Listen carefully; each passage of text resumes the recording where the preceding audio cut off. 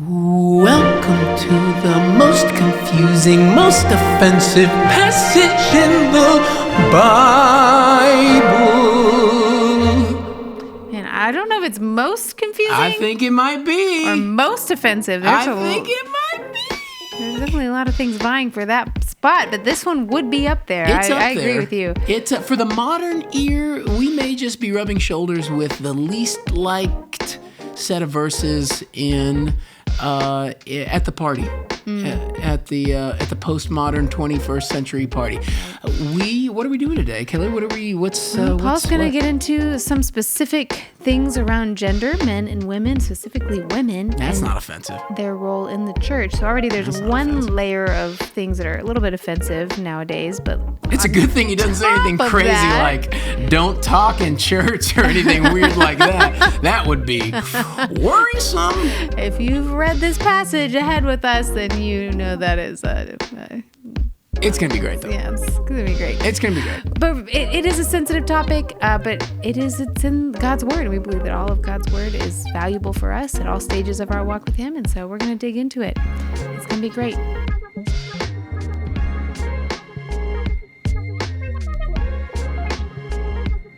Kelly, I'm not ready. For what? That's just how I felt like I needed to open this part of the... Well, we are about to get into a very controversial passage. I feel like I'm not allowed to talk about this part of the Bible. Well, that's a lie. But I understand why you feel that way. I'm in all the feels right now. I've got a little hot sweat, cold sweat. I've got medium temperatured sweat. I just all kinds of sweat? Drop a couple teasers right here. If you've not read this section of the Bible, this is 2 Timothy chapter 2. It's 1 Timothy. But I think you're a great person. Keep going. 1 Timothy. Yeah. We're in 1 Timothy chapter 2. That's where the 2 came from in my brain. Mm-hmm. Verses 8 through 15. And these verses, goodness, have things like, I do not permit a woman to teach or exercise authority over a man. She is to remain quiet. By the way, can we cut the mic? Guys, thank you for joining us. You did that. It is... You went there. Yeah, it was low-hanging fruit. Okay, keep going. Good thing I care about you and your humor.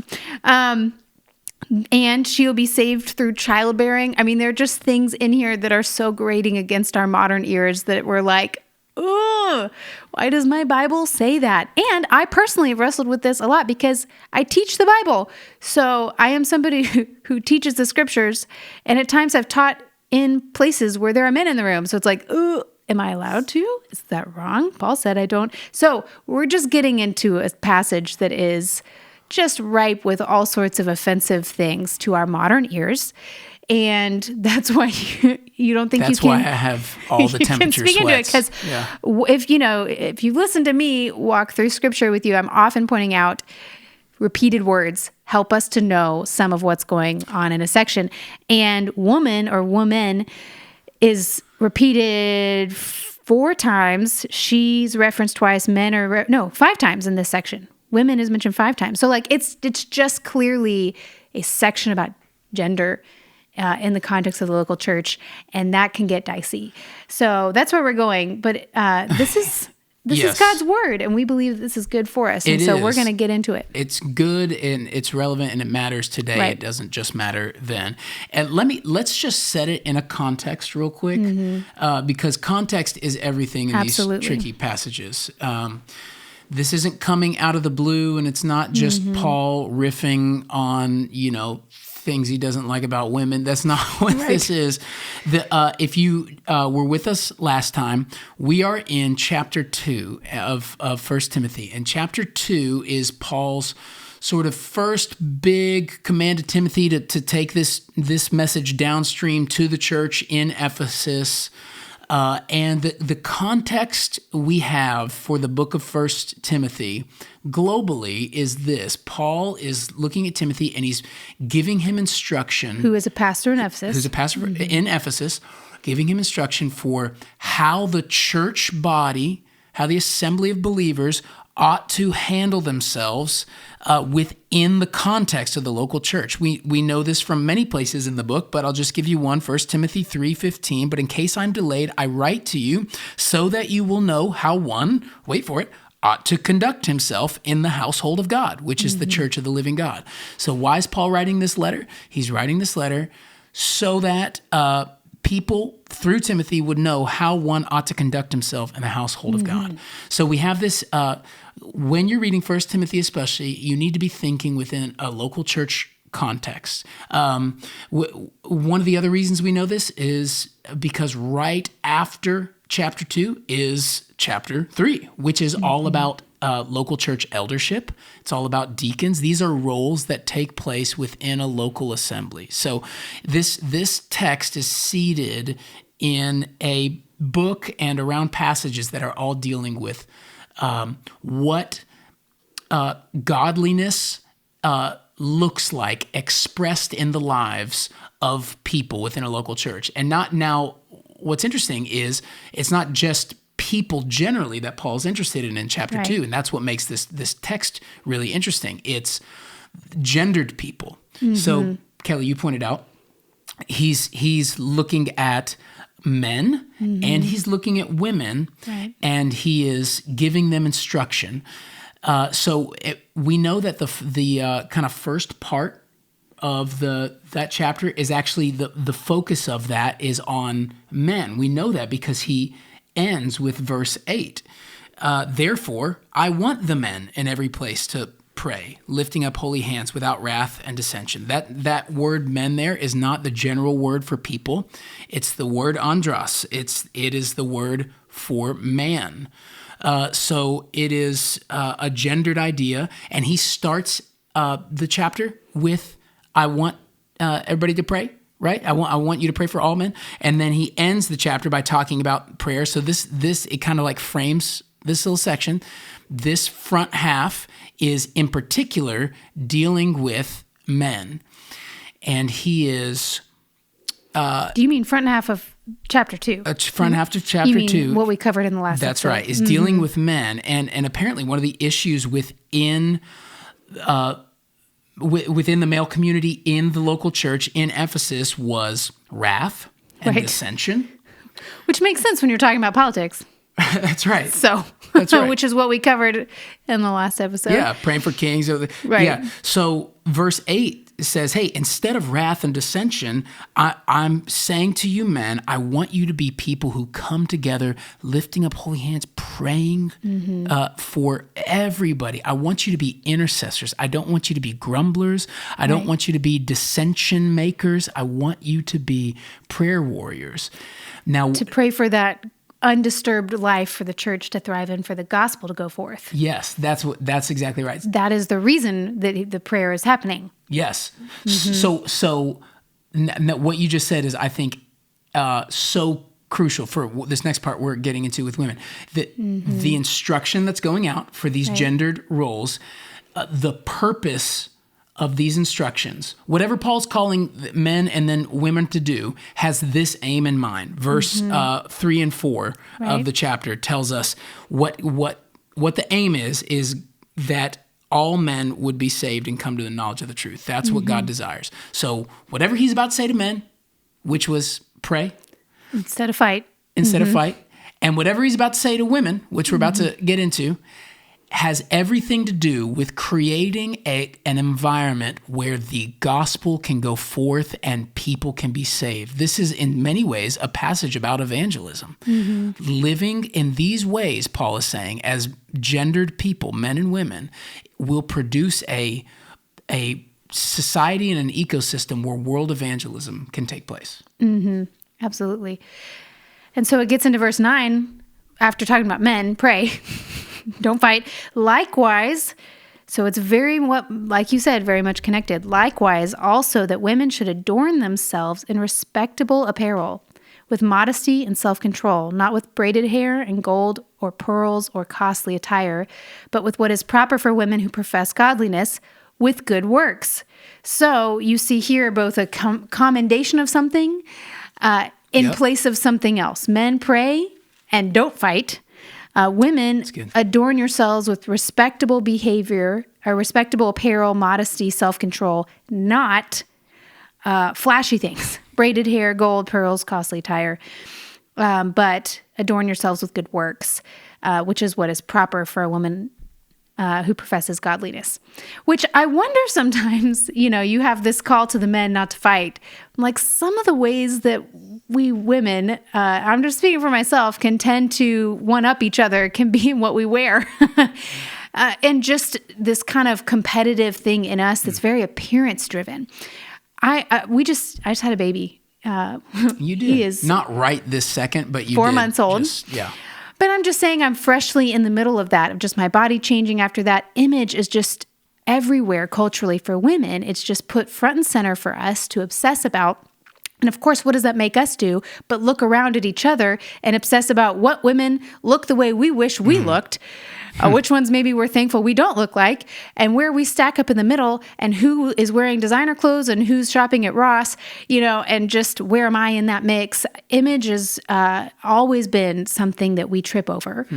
And it's interesting to me that he's zooming in on that. Zooming in, and saying, not with these kind of external adornment things. Don't go there to costly attire, but instead adorn yourselves with good works, which is like, well, what does that mean? It does not mean that's something I can wear, but my attention is going not to my own image and myself, but toward someone outside of myself. A good work, if we look at the Bible's kind of way that it talks about good works, in general, it's using our energy, our effort, our resources to the benefit of someone else, and often someone else in need. Yeah. And that we're called to have our energy going in that direction.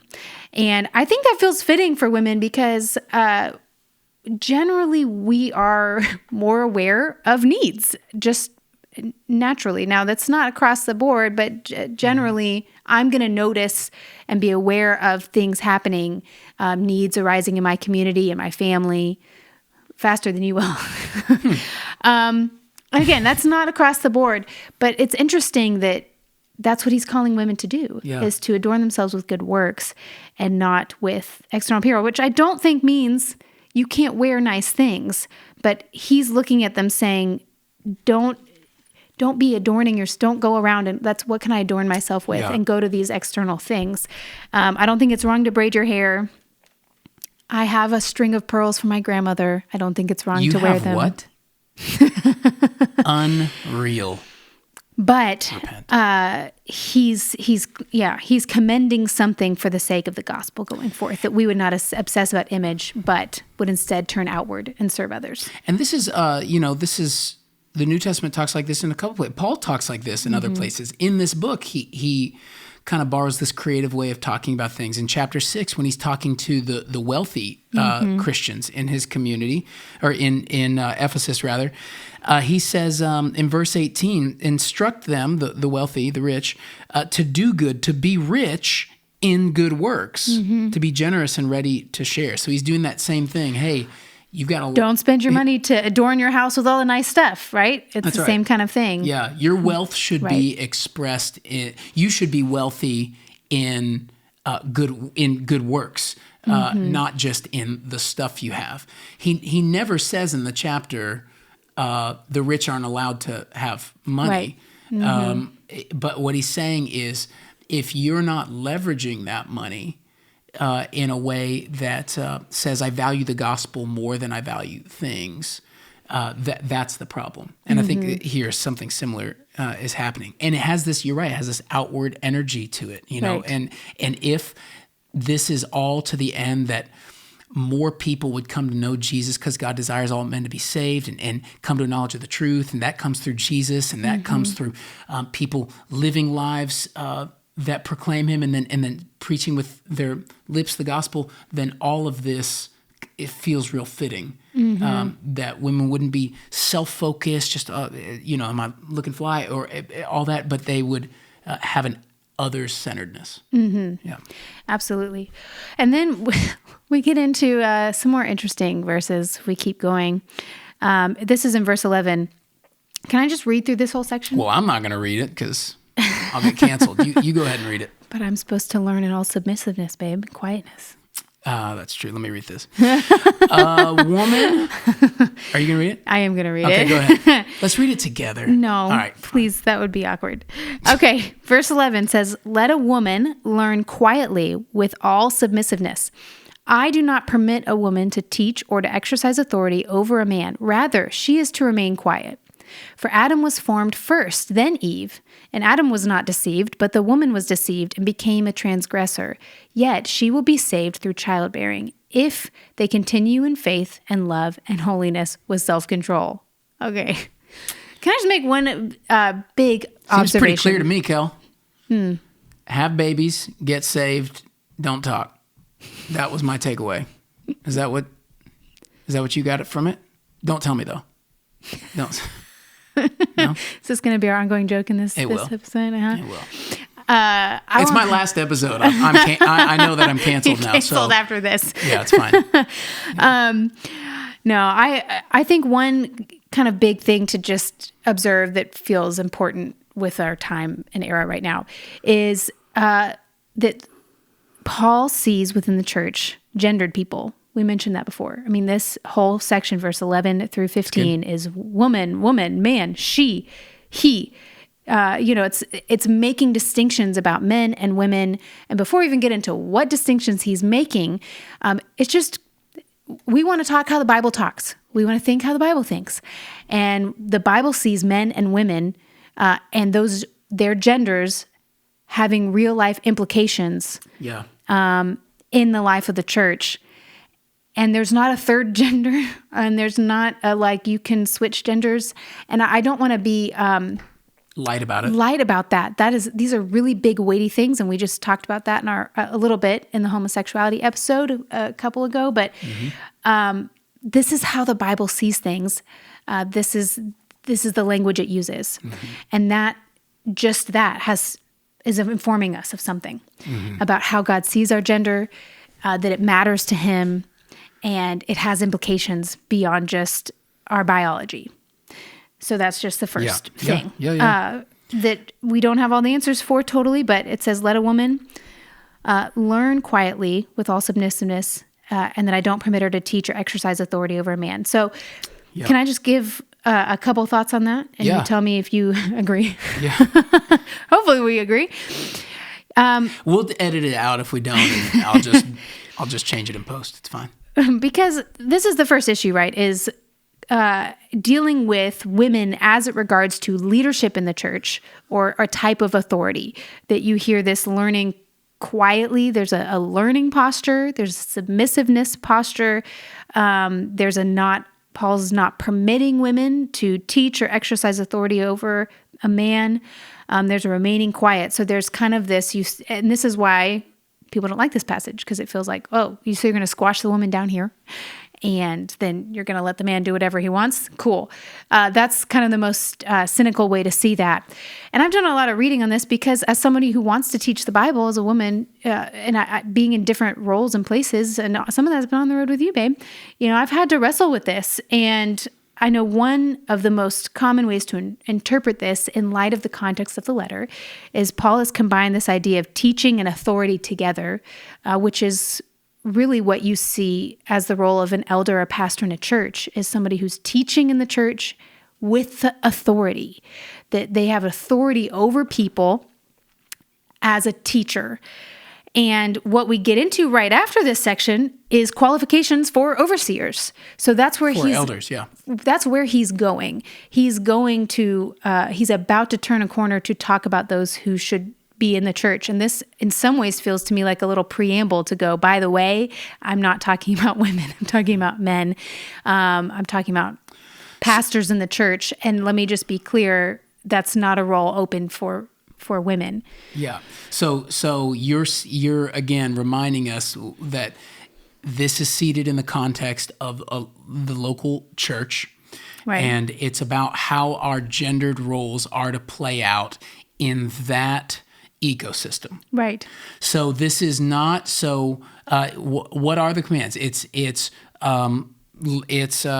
verse 11, quietly receiving instruction. Mm-hmm. There's a submissiveness, no to teaching or exercising authority over a man, remaining quiet. That and we're saying that what Paul has in mind is within the ecosystem of the church, those things are to be true. That in terms of church leadership, when you hear the word teaching and exercising of authority, you are talking about a specific kind of leadership. A leadership that we're about to find out in chapter 3 is exclusively held by the eldership, by the overseers of local churches.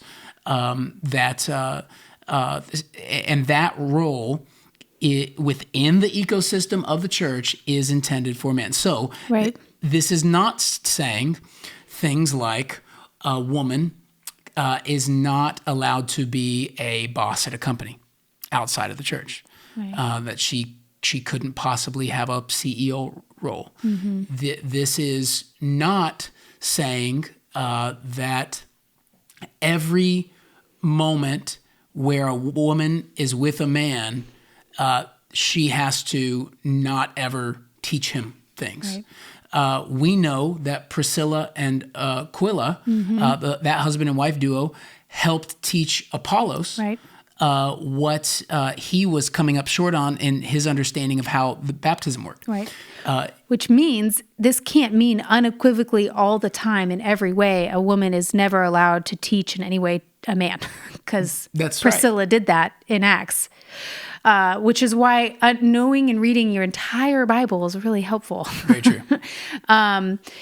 It can't mean that. So we're in the local church with this. We're in the local church, and we see just teaching and authority paired together there. And it specifically says over a man. So, I would even go, there's a place for authoritative teaching. Not over men. In other ways that women are commended to do. And women to women. Right.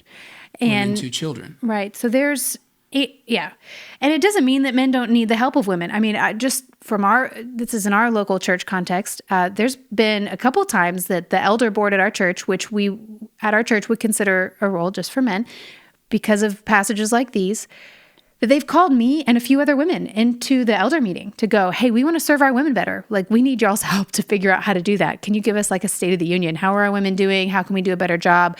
I think that church life is still meant to be collaborative, but that authoritative teaching role seems to be, Paul has made it clear, is meant to be for men and men alone. But that every other role within the church, he's not put a door on that. Now, this is what we would call, in theological terms, complementarity. Right. And we're going to actually, I think, spend a whole episode on that next time. Right. So we're not going to look at every angle of it today. Right. But next time we'll explore that, and I even think we're going to do some Q&A stuff with that as well. Right. But suffice it to say, you may hear all that. You may even think that is what Paul is saying after hearing us argue from the text, and you still just might not like it. It still may just feel offensive. And on some level, in our cultural moment, I would say it is offensive. But a couple things to just always bear in mind. We are in a cultural moment, right? Every moment, every person is always in some cultural moment. Right. If you go back 1,000 years, there are things that we would say are repugnant that they would embrace, and we would say are okay that they think are repugnant. And so they're seated in a cultural moment where another page of Scripture is hitting them sideways. Right. So I think it's always just good to go, is this a sideways pill for folks in 21st century American culture to handle? I think it is. But we are encultured and timed people. Right. And we need to just appreciate that it has not always felt like this in every era of church history. Right. The other thing I want to say, were you about to say something there? I was, but you can keep going. No, you know what? I want you to speak right now. Why don't you say something? Gosh. By the way, it doesn't say in here that husbands need to give authority to their wives before they can speak. Let's just... No, that's a second, third, fourth. Matthew, go ahead. I think for me, as a woman, having wrestled with this passage and reading it, this is where reading the entire Bible is so valuable, because as I've read it cover to cover, it is unavoidable the realization how pro-women God is. Yeah, that's good. In very countercultural ways, especially when you consider the cultures and times when these books were originally written. It is wildly offensive in some ways, in the sense of how high women are regarded, to everything, to the fact that women are the first witnesses that the Bible is recording. A woman who, like, at the time of the resurrection, yes, of Jesus' resurrection, that women were a part of Jesus's entourage, financially supporting his ministry. You go Old Testament, there are multiple places where laws are written into the Old Testament code to protect women from abuses of men. There's over and over and over again, there are women upheld in such wild ways that it's like, okay, it is so obvious to me, God, that you are for the flourishing of women.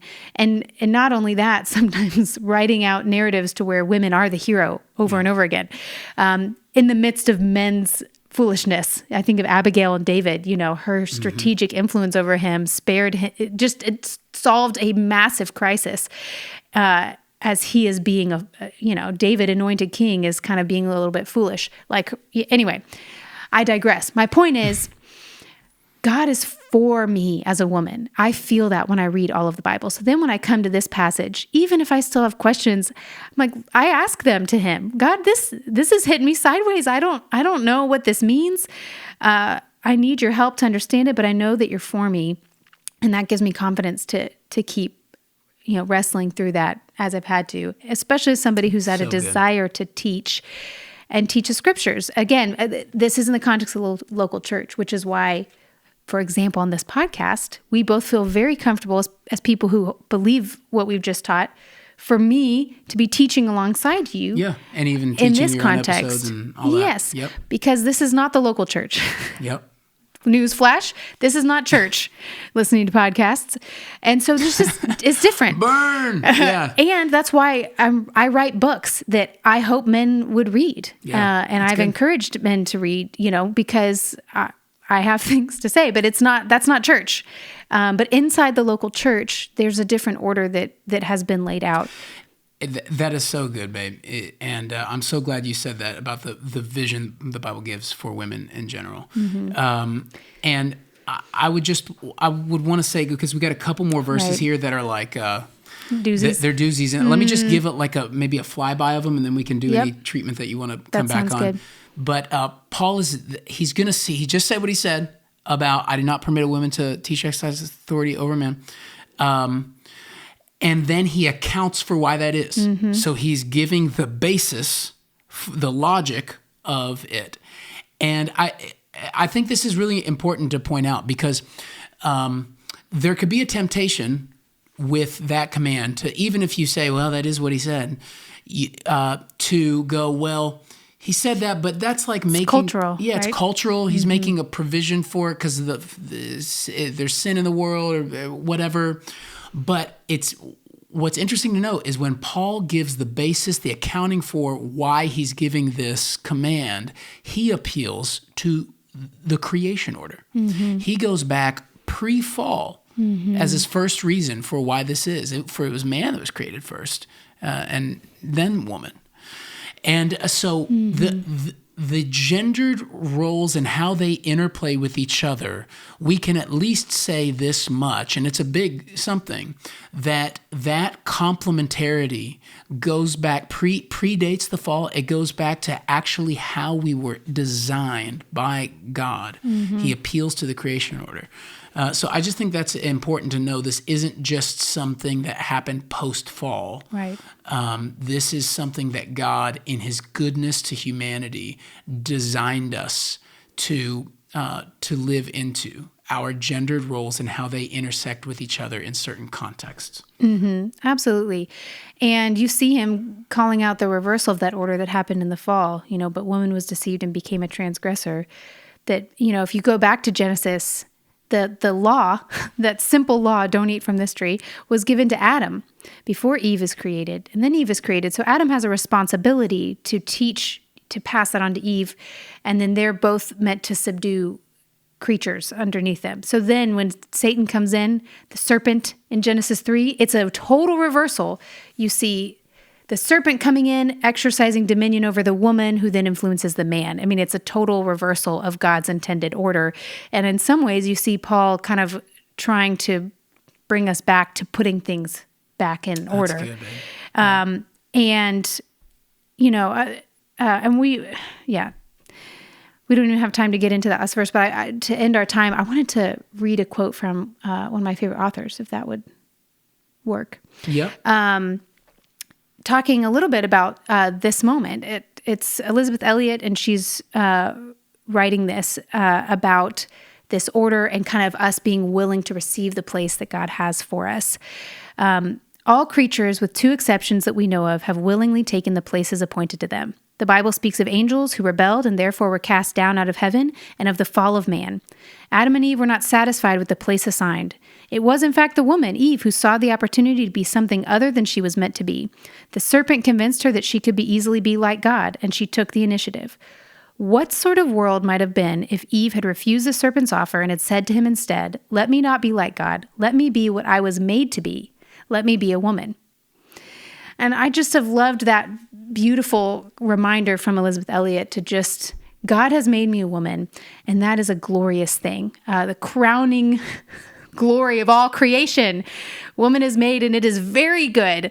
Let me receive from God the place he's given me and thrive there, and not be like my first parent, my first mother, Eve, right? Who, when I could be something else that God didn't make me to be, to go, yeah, I'd rather be something else. No, let me be what God made me to be. And that feels so backward culturally in a world where we're told to, as women, just reach for the stars and squish everything in our path. But I think this, to me, feels more resonant with what Jesus teaches his disciples. Take up your cross and follow me. And he looks at men and women and says that, die to yourself. And in that death, fruitfulness comes. And as much as I've done that and asked God for help in that in my own life personally, I've seen it produce great flourishing and seen it produce great ministry, and great things have come from that. So. That's great. I love that. You should keep talking and teaching. Thanks, babe. Here. You mean not in the pulpit on stage? That's right. Right. Okay. In Jesus' name. Amen. Thank you for joining us, guys and girls. Thanks for clarifying. We're sure grateful for you. Kelly, what do we got coming up? What do you want to say? Well, this whole topic of women and the role of women within the church is actually introducing a bigger conversation for us, this very big, long word called complementarianism that we're going to get into next week, and we're going to answer some questions around that. So just a reminder, you can send us questions about themes in this season or about anything else at question@clearlypodcast.com. And we're actually going to save a whole episode at the end of this season to just tackle kind of some general Q&A that you guys, just questions you guys have that you've sent in throughout the season. So feel free to send us a question about something in this season or something just that's on your mind about the scriptures or anything else in life following Jesus. Tell you, the fun never stops around here. It's just a fun house. We do have a lot of fun doing this. Buckle up. Can't wait for next time. Yep. Hope this was a good one for you. We will see you then.